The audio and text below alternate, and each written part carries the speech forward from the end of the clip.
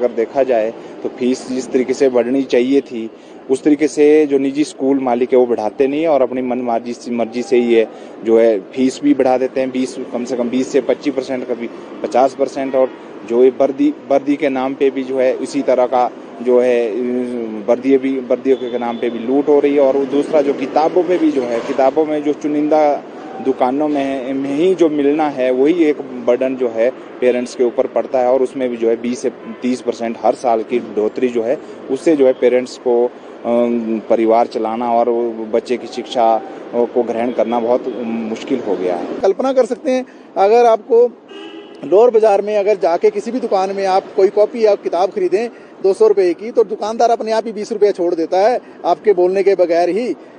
और जहां जो 8,000 10,000 की किताबें खरीदी जाती है वहां 1 रुपया नहीं छोड़ा जाता है। तो वो जो हमें रियायत मिलनी थी वो सीधा स्कूल को कमीशन जाती है। और इसमें बड़ी बात यह है कि हर साल ऑटोमेटिकली किताबों के रेट बढ़ते हैं और वो इतनी स्वरूप में बढ़ते हैं कि कभी जो है वो 15% बढ़ते हैं, कभी 25% बढ़ते हैं, कभी 30% बढ़ते हैं। तो ये लूट चल रही है, तो पूरी मुनाफाखोरी चल रही है। हर साल जो इस साल भी जो है उसमें भी बढ़ोतरी कर दी है, 20 से 30% बढ़ोतरी कर दी है। पेरेंट्स ठगे जा रहे हैं। यानी अभी वर्तमान की सरकार से भी हमारा अनुरोध है कि अभी जो आने वाला सत्र है उसमें निश्चित तौर से कानून आना जरूरी है प्राइवेट स्कूलों को रेगुलेट करने के लिए। और दूसरा महंगाई भी रीजन है जी।